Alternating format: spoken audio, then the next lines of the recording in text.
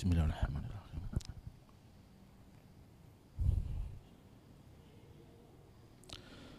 Assalamualaikum warahmatullahi wabarakatuh. Bismillahirrahmanirrahim. Wa bihi nasta'inu ala umrid dunya waddin. Wassalatu wassalamu ala asrafil anbiya'i wal mursalin habibina wa maulana Muhammadin sallallahu alaihi wasallam wa ala alihi wa ashabihi wa man tabi'ahum bi ihsanin ila yaumiddin. Asyhadu an la ilaha illallah wahdahu la syarikalah wa asyhadu anna Muhammadan abduhu la nabiyya ba'dah. Faqala ta'ala fi kitabil karim wa astaqul qailin a'udzu billahi minasyaitonir rajim.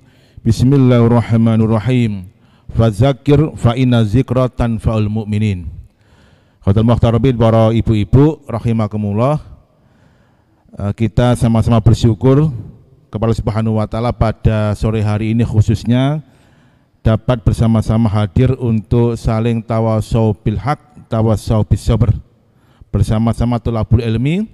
Mudah-mudahan niat ikhlas kita berangkat dari tempat tinggal kita dengan meninggalkan sebagian aktivitas kita untuk hadir di tempat ini dan istiqomah, mudah-mudahan jadi amal soleh kita, ya, yang insya Allah nanti akan kita panen bersama-sama dengan cara menambah beratnya timbangan amal soleh kita fi yaumil akhir. Allahumma amin. Ibu-ibu rahimakumullah, tidak terasa ya kita sudah meninggalkan tahun 2022. Begitu cepat waktu ini berjalan. Kita ini kan tiba-tiba sudah usia 60 tahun, wonten sing usianya 50 tahun, ada yang sudah 70 tahun misalkan, tapi insya Allah tetap semangat untuk thalabul ilmi, ya, nggak terasa. Bahkan kita nggak pernah tahu kapan kira-kira jatah usia kita ini berakhir, ya, kita nggak pernah tahu. Itulah kenapa Allah Subhanahu wa taala menyebutkan di dalam surat Al-Mu'minun ayat 112 sampai 114 ketika bicara masalah usia kehidupan. Allah berkata atau berfirman, Bismillahirrahmanirrahim. Qala kam labistum fil ardi adala sinin. Berapa sih kamu itu hidup di dunia ini? Berapa tahun coba? Ya, sudah berapa tahun kita hidup ini? 60 tahun? 50 tahun, 40 tahun, atau mungkin 80 tahun? Ternyata jawabannya adalah qalu labisna yauman au ba'da yaum. Ternyata manusia berkata, ya Rob, labisna yauman, sungguh kami ini hidup hanya satu hari, au ba'da yaum, atau setengah hari. Jadi gak terasa ibu-ibu rahimakumullah. Kita sekian tahun hidup, ternyata ketika ajal menjemput, Masya Allah, cepat ternyata. Sehingga kita berangan-angan labisna yauman au ba'da yaum. Hidup kita hanya sehari atau bahkan setengah hari. Itu memang hidup jamaah rahimakumullah. Makanya antara dunia dan akhirat itu enggak sebanding. Enggak sebanding. Allah hanya memberikan kita ini paling, ya, kalau dapat bonus maksimal 80 tahun lah kita hidup di dunia ini. Hitungan manusia kita. Tetapi kelak fil akhirat, ya, unlimited tanpa batas hidup kita itu. Maka di dalam surah Al-Hijr Allah katakan, wa inna yauman inda rabbika ka'alfi sanatin mimma ta'udun. Satu hari kita hidup di dunia ini itu bandingannya adalah alfasanat, ya. Di akhirat itu satu hari bandingannya adalah 1000 tahun di dunia ini. Jadi panjenengan mangke kalau sudah masuk surga, Allahumma amin, ya. Kemudian satu hari itu hanya berapa? Hitungannya 1000 tahun di dunia ini. Subhanallah. Nah, jamaah rahimakumullah, namun demikian ketika kita di dunia ini, kita ini diminta oleh Allah untuk banyak beramal soleh. Liyabluwakum ayyukum ahsanu amala. Ya, untuk banyak beramal soleh. Karena kelak ketika kita ini meninggal dunia, ternyata yang menemani kita hanyalah amal soleh kita. Hitungan orang sukses itu adalah ketika dia mampu memperbanyak amal soleh sehingga kelak fil akhirah faman zuhziha anin nar wa dakhala jannata faqad faz. Surat Ali Imran ayat 145. Ya, ukurannya orang sukses adalah faman zuhziha anin nar. Siapa yang dijauhkan dari api neraka, wadkhilal jannah, dan dia dimasukkan surga, faqad faz, maka sungguh dia telah sukses. Nah, fase awal menuju sukses adalah ketika kita kelak meninggalkan dunia ini. Ya. Tidak ada satu pun yang mengikuti kita, Bapak Ibu rahimakumullah. Anak kita tidak menemani kita di alam barzah. Harta kita tidak menemani kita.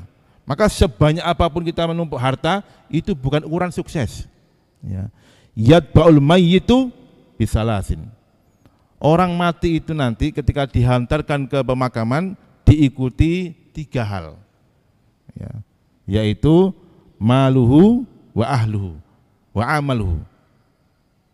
Hartanya ikut, ya mungkin ketika dihantarkan pakai mobilnya dia, atau mungkin keluarganya membawa sepeda motor, ikut sama-sama menghantarkan ke jenazah, ke pemakaman. Wa ahluhu, keluarganya juga ikut, anaknya ikut, keluarganya ikut, ibunya ikut, bapaknya ikut, mungkin pasangan hidupnya juga ikut.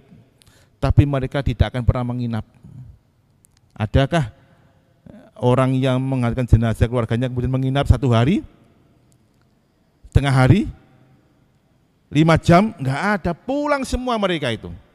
Selesai pemakaman pulang mereka. Dan amalnya juga ikut. Yarji'u sali wa yabqal wahid. Yang 2 pulang ke rumah, keluarganya pulang, hartanya pulang, yang tinggal hanya amalnya yang menemani kita kelak. Jadi di dunia ini memang singkat jamaah rahimakumullah, tetapi ini sebagai cara kita untuk banyak bertanam amal soleh dan kelak fil akhirah kita mengetamnya, memanennya. Maka sukses kita adalah ketika kita ini masuk surga dan kemudian dijauhkan dari api neraka. Kenikmatan yang paling besar jamaah ketika kita itu masuk surga bersama Kanjeng Nabi. Lebih nikmat lagi ketika di surga atau di akhirat tangan kita ini dipegang oleh Rasulullah kemudian dimasukkan ke surga. Bisa enggak itu? Sangat bisa. Apakah berat amalannya? Ringan sekali jamaah. Hanya kita ini perlu tulus dan ikhlas dan sungguh-sungguh. Saya ambil contoh. Hadis riwayat Imam Bukhari dalam Sahihnya. Ada sahabat Nabi bernama Rabi'ah Ka'ab al-Aslami. Ini sahabat yang biasa saja, enggak terkenal kalangan orang bawah. Suatu ketika dia minta izin kepada Kanjeng Nabi, Rasulullah, izinkan saya untuk bermalam saja 1 hari ke rumah panjenengan. Oh ya, enggak apa-apa. Maka dia menceritakan, ini ya, saya bermalam di rumah Rasulullah 1 malam. Nah, ketika beliau ini menginap di rumah Kanjeng Nabi, Rabi'ah Ka'ab al-Aslami ini sregep membantu membersihkan rumahnya Kanjeng Nabi, menyiapkan air, menyiapkan tempat wudhunya dan sebagainya. Sangat rajin dia itu. Jadi kalau ada tamu Pak, Bu, ya datang ke rumah panjenengan, ini rajin itu kan bikin tuan rumah kan bahagia. Insya Allah tamuku kok rajin. Tapi kalau ada tamu bermalam, tiba-tiba yang ditanyakan, Pak nyun sewu, wifi-nya kodenya apa? Nah, ini tamu ini golek internet ya. Rasul bangga dengan Rabi'ah ini. Maka dipanggillah, ke sini kamu. Salni katanya. Coba apa yang kamu minta? Minta kepadaku. Ayo minta. Silakan minta. Apa jawab Rabi'ah? Karena ini kesempatan, ya Rasulullah, as'aluka murafiqatakal fil jannah. Duh Kanjeng Nabi, saya ini hanya minta kepada panjenengan supados saged nemani panjenengan di surga. Menjadi teman panjenengan di surga. Rabi'ah Ka'ab al-Aslami. Sahabat yang biasa-biasa saja, enggak terkenal. Ya, ditawari permintaan, dia hanya minta ingin jadi teman Kanjeng Nabi di surga. Rasul paham betul bagaimana kondisinya Rabi'ah ini. Dia bertanya lagi,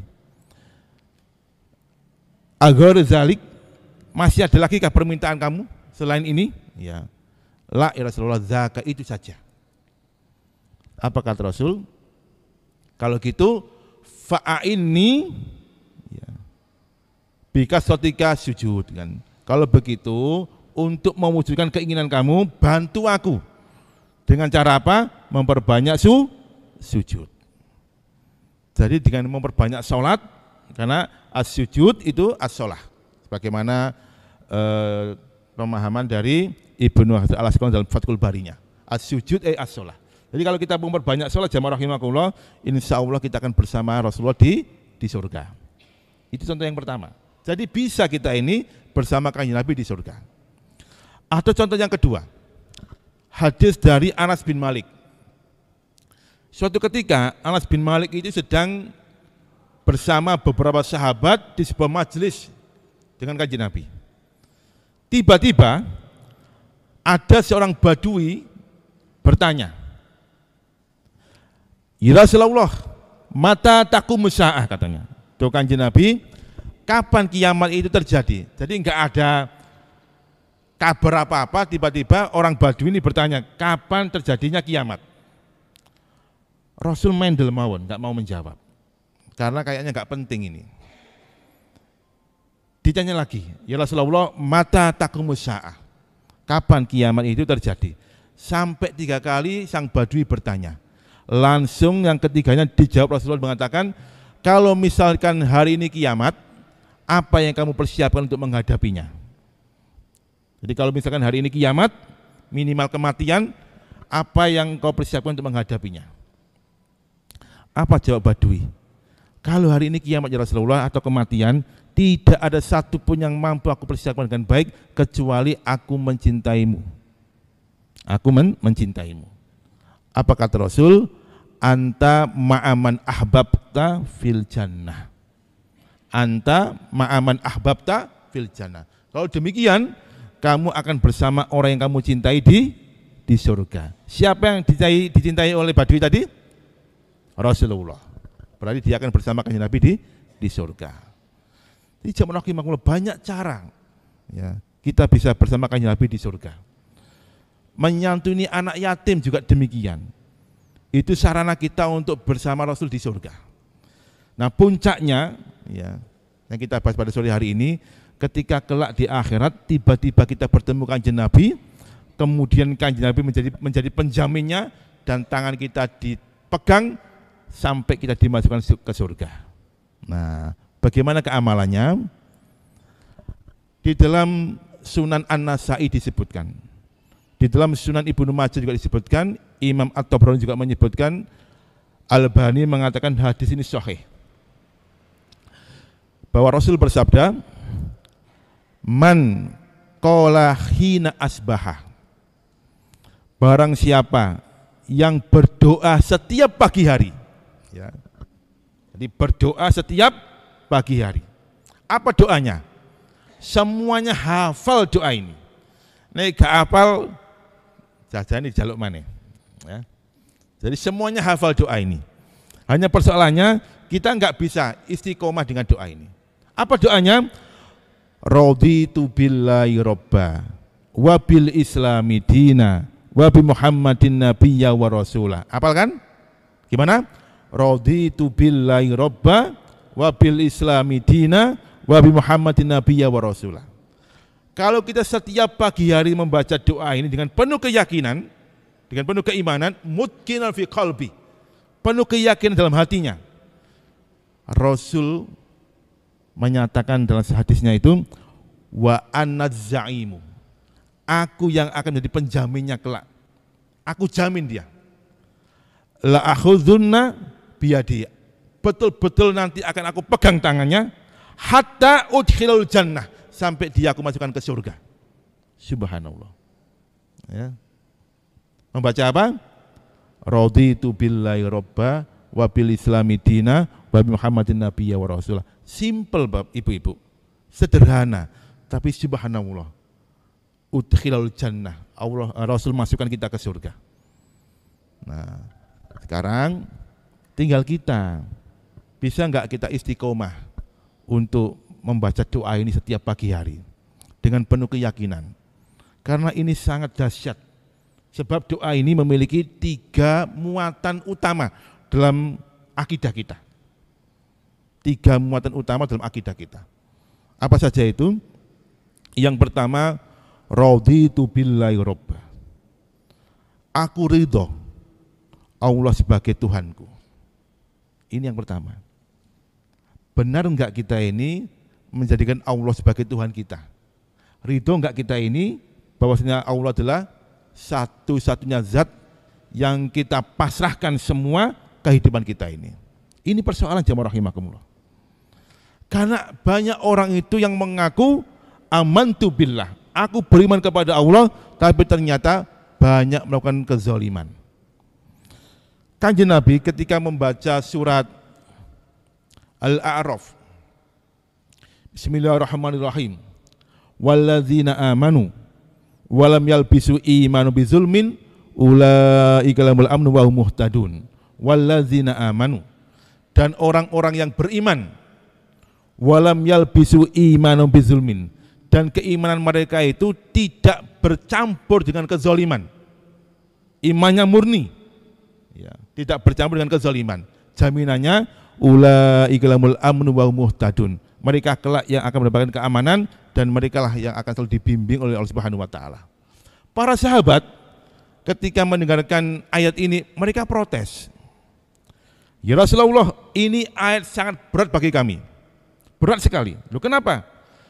Kam mina lam yuzlim nafsahu. Berapa banyak sih kita ini yang tidak berbuat dosa? Pasti kita ini berbuat dosa ya Rasulullah. Berbuat zalim. Ini berat ini. Maka Rasul mengatakan, tidakkah engkau mendengarkan pernyataan Luqman Al-Hakim pada anaknya bahwa kesyirikan adalah kezaliman. Inna syirka la zulmun azim. Jadi ibu-ibu rahimakumullah, raditu billahi robba itu adalah kita ini menyembah Allah dan tidak pernah sedikit pun menyekutukan Allah Subhanahu wa taala. Hati-hati. Kalimat tauhid la ilaha illallah jangan pernah bercampur dengan kesyirikan. Saya ambil contoh ya. Ada gembongnya orang kafir Quraisy bernama Abu Jahal. Abu Jahal inilah pimpinan dedenggotnya orang kafir Quraisy di kota Mekah. Ketika Rasul di awal fase dakwah di kota Mekah, itu yang menghalangi dakwah adalah Abu Jahal. Maka Rasul berpikir, ya apa carane berdialog dengan Abu Jahal dan kemudian ya bisa mengakui Islam sebagai agama yang benar. Ternyata dianalisa Abu Jahal itu sosok laki-laki yang hubbul jah. Apa hubbul jah itu? Cinta kehormatan. Nek dihormati, masya Allah, ya terbang ke langit. Dan dia juga cinta harta, cinta kekuasaan. Nah Rasul ketika dialog dengan pamannya ini Abu Jahal ini masuk ke sini, ngiming-ngiming kekuasaan. Bertemulah dua hamba Allah ini, Rasulullah dan Abu Jahal. Apa kata Rasul? Ya ami, wahai pamanku, uridulaka kalimatan wahidatan tamlikulakal ar wal ajam. Wahai pamanku, katanya, saya ini hanya mengendaki panjenengan mengucapkan satu kalimat saja. Ya, satu kalimat saja yang dengan kalimat itu engkau akan menjadi penguasa di Arab dan di luar Arab. Jadi pimpinan besar. Abu Jahal dikasih seperti itu, semangat, mau. Apa kalimat itu? Ya. Apa kalimatnya Bu kira-kira? Nah, Qul ya ami la ilaha illallah wa anni Muhammadur Rasulullah. Katakanlah pamanku, tiada ilah kecuali Allah dan aku adalah Muhammad utusan Allah Subhanahu wa taala. Nah, kira-kira Abu Jahal purna pembuatan mengucapkan kalimat itu. Nah, padahal kan simpel mawon kan? Apa beratnya mengucapkan kalimat la ilaha illallah? Sebagaimana kita ini kalau pas kumpulan itu mengucapkan kalimat tauhid ini, la ilaha illallah, la ilaha illallah. Abu Jahal enggak mau, meskipun iming-imingnya kekuasaan tanpa batas. Kenapa demikian? Karena Abu Jahal paham betul konsekuensi dari kalimat ini, kalimat tauhid ini. La ilaha illallah. yaitu menghilangkan bentuk-bentuk kesyirikan. Nah, termasuk diantaranya, ilah itu dalam pemahamannya ulama salaf, ma qasad tahu min jalbil khair au dafidor, itu namanya Tuhan. Jadi segala sesuatu yang engkau yakini dapat mendatangkan manfaat dan menghilangkan mudarat, itu namanya Tuhan. Ya, hati-hati. Jadi segala sesuatu yang dapat mendatangkan manfaat dan menghilangkan mudarat, itu namanya Tuhan. Apa contohnya kira-kira? Apa ayo? Jimat, ya. Jimat itu kalau orang mau Mojokerto namanya barang siji di rumah, ya. Ya, jadi kalau kita lihat iklan-iklan itu Masya Allah, orang jual jimat dengan mahar sekian-sekian itu kan. Jimat itu jamaah, itu haram itu. Dalam bahasa Arab namanya at-tamimah. Ya, tamimah. Tamimah tadi itu. Ma qasad tahu min jalbil khair au tafidhar. Segala sesuatu yang kamu maksudkan, kamu yakini dia dapat mendatangkan manfaat dan menghilangkan mudarat. Ada 10 orang laki-laki menghadap Rasulullah untuk berbaiat. Maka mereka masuk Islam dan berbaiat. Setelah itu yang satu ya ditolak oleh Rasulullah. Ketika mau berangkat jihad berjuang fisabilillah, yang satu yang ditolak. Yang 9 diterima, yang satu ditolak. Loh, ya Rasulullah, kenapa yang satu kok boten jenengan terami? Lahu tamimah. Dia masih memakai tamimah jimat. Ya. Ikhlaqha. Lepaskan tamimah itu. Ya. Man alaqa tamimatan faqad asrokah. Barang siapa yang memakai jimat, maka dia telah menyekutukan Allah Subhanahu wa taala. Syirik, ya. Jadi hati-hati sama rahimakumullah, jangan sampai iman kita itu ya, itu hancur dengan kesyirikan. Jangan sampai amal ibadah kita yang begitu bauannya itu kemudian hangus dengan kesyirikan yang belum kita taubati. Makanya semua amal ibadah kita, semua aktivitas kita lillahi ta'ala, hanya untuk Allah Subhanahu wa ta'ala. La in asrakta la yahbatanna amaluka wa la takunanna minal khasirin. Ada orang di akhirat kelak itu membawa begitu banyak pahala, dia pede. Pahala haji dia bawa. Bisa jadi setiap tahun dia berangkat haji. Ya, karena punya KPIH, ngantar jamaah. Setiap bulan dia umroh. Ya. Sodakonya Masya Allah loman dengan orang lain. Sholat jamaahnya ajek sregep, bahkan datang lebih awal. Orang memandangnya ini Pak Haji yang sangat mumtaz, luar biasa. Dia bawa pahala banyak di surga. Dia bawa pahala banyak di surga. Hatta ma baina wa bainal jannah illa dira. Seolah-olah antara dia dan surga tinggal selangkah lagi. Tinggal selangkah lagi. Tapi ternyata ada kesyirikan yang dia lakukan dan dia belum bertaubat. Maka apa yang terjadi? La yahbatanna amaluka. Semua amal-amal itu akan hangus semuanya. Amblas, entek. Enggak tersisa. Akibatnya apa? Wala takunanna minal khasirin. Dan kamu akan menjadi orang yang bangkrut, rugi. Seolah-olah membawa pahala banyak, ternyata hangus. Maka raditu billahi rabbah. Kuatkan tauhid, jauhi kesyirikan. Ini yang pertama, jemaah rahimakumullah. Ya. Yang kedua, wabil islami dina. Islam sebagai agamaku. Kita ridho bahwa Islam adalah agama kita. Loh, kenapa ini harus diucapkan dan diyakini? Karena banyak orang Islam yang tidak pede dengan agamanya, yang enggak ridho kalau Islam adalah agama yang paling benar. Ada seperti itu. Coba kita lihat itu para pejabat-pejabat itu kan ya, mengatakan semua agama itu sama. Mana yang sama? Enggak. Ya. Kalau dia mengatakan semua agama sama, wes sekarang Anda Muslim, besok hari Selasa dadio Kristen, di Rebo dadio Buddha, dino kemis dadi gini, ayo gelem enggak? Enggak mau. Ya. Jawabannya, "Lho kok jenenge murtad Ustaz." Iya, jadi jamaah rahimakumullah, Islam adalah agama yang paling benar. Inna dina indallahi Islam. Itu keyakinan kita bahwasanya agama yang paling diridhoi dan yang paling benar adalah Islam. Tidak ada yang lain.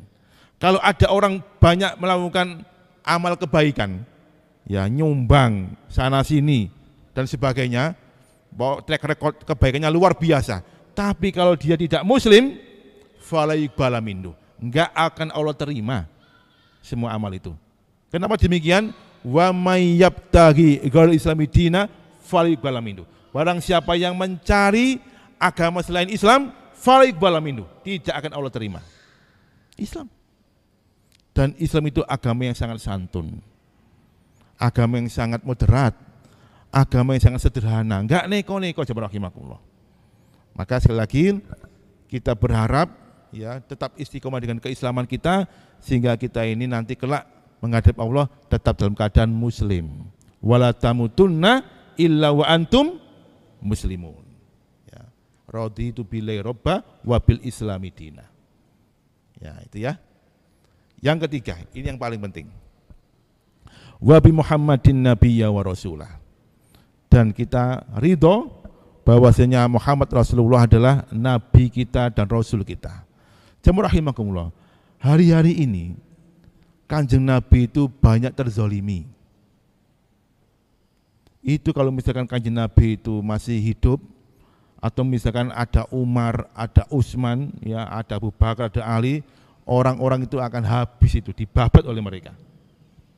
Karena salah satu bentuk akidah kita adalah ad-difa'u anhu, membela Kanjeng Nabi.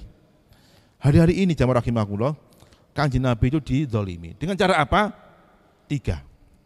Ada bentuk kezoliman umat Kanjeng Nabi kepada Rasulullah. Yang pertama gimana kok? Takdzibu ala Rasulillah, mendustai Kanjeng Nabi, berdusta atas nama Kanjeng Nabi. Dengan cara apa? Banyak mengungkapkan hadis-hadis palsu. Ya, itu enggak pernah bersumber dari Kanjeng Nabi, kemudian diidofakan, disandarkan pada Rasulullah. Ini hadis palsu ini. Makanya kita bersyukur para ulama itu memakai sistem sanad dalam menganalisa sebuah hadis. Maka ada kaidah mengatakan al-isnadu minad din. Laula isnada wala dinalahu. Sanad itu bagian dari agama. Kalau enggak ada sanad, agama ini akan hancur. Kenapa demikian? Ya, laqala man sa'amasa. Karena setiap orang akan berkata sa'enai dewe. Ya. Maka dianalisa ini sanadnya bagaimana. Kalau sanadnya itu ada rijal atau perawinya yang dhaif, yang dusta, maka ini hadis maudhu. Banyak jamaah rahimakumullah. Saya ambil contoh misalkan. Ya. Kita sering mendengarkan kan kalimat di bulan Ramadan itu misalkan, ya, hati-hati ini. Ya.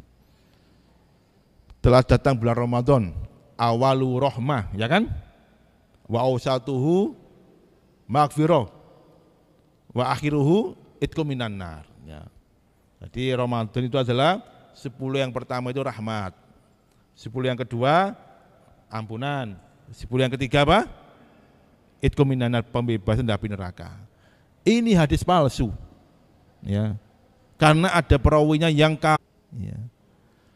Ada hadis asli atau sahih, kemudian dipotong untuk kepentingan mereka dan menjadi viral saat ini. Hadis aslinya seperti ini, rawahu Ahmad dalam musnadnya itu, dan ini sahih hadisnya. Man ahya sunnati faqad ahabbani, faman ahabbani kana ma'i fil jannah. Ini hadis sahih riwayat Ahmad. Man ahya sunnati, barang siapa yang menghidupkan sunnahku, faqad ahabbani, sungguh dia telah mencintai aku. Waman ahabbani kana ma'i fil jannah, barang siapa yang mencintai aku, maka dia akan bersama kau di surga. Jadi bersama Rasul di surga syaratnya apa? Mencintai Kanjeng Nabi. Cirinya apa? Menghidupkan sunnah Rasulullah. Lah, bait yang pertama dan kedua ini dipotong dengan ditambahi man azoma maulidi kana ma'i fil jannah. barang siapa yang merayakan hari lahirku, maka dia bersamaku di surga. Ini hadis palsu. Ya, nggak ada asalnya. Masya Allah. Itu ya, hati-hati. Banyak bertebaran hadis-hadis palsu itu. Sehingga Rasulullah sudah paham betul nanti kalau umatnya itu akan berdusta atas nama beliau. Maka 14 abad yang lalu Kanjeng Nabi sudah mewanti-wanti, man kadzaba alayya muta'ammidan falyatabawa maq'adu 'alan nar. Barang siapa yang berdusta atas namaku, maka tempat yang layak adalah di neraka. Nah, ini kezaliman yang pertama kepada Rasulullah, yaitu berdusta atas nama Nabi. Nauzubillah min dzalik ya. Jadi kalau misalkan kita ini menyampaikan satu kalimat berbahasa Arab, misalkan iki hadis apa bukan, ya kalau kita ragu-ragu, kita bisa mengatakan diriwayatkan bahwa ada sebuah riwayat seperti ini. Nah, nggak apa-apa. Ya, tadi jangan sampai kita ini kemudian mengatakan Rasul bersabda kalau misalkan kita masih ragu-ragu. Ya. Yang pertama, yang kedua, jamaah rahimakumullah, bentuk zalimnya pada Kanjeng Nabi adalah mengklaim bahwasanya Rasulullah itu tidak menyempurnakan risalahnya. Jadi Kanjeng Nabi itu jamaah itu dianggap sampai beliau wafat itu belum menyempurnakan risalahnya, sehingga perlu dimodifikasi, ditambah-tambahi dan bahkan mungkin bisa dikurangi karena nggak sempurna risalahnya. Padahal Allah telah menjamin di dalam surat Al-Maidah, surat yang kelima ayat yang ketiga, al-yauma akmaltu lakum dinakum. Ya Muhammad, hari ini telah aku sempurnakan agamamu.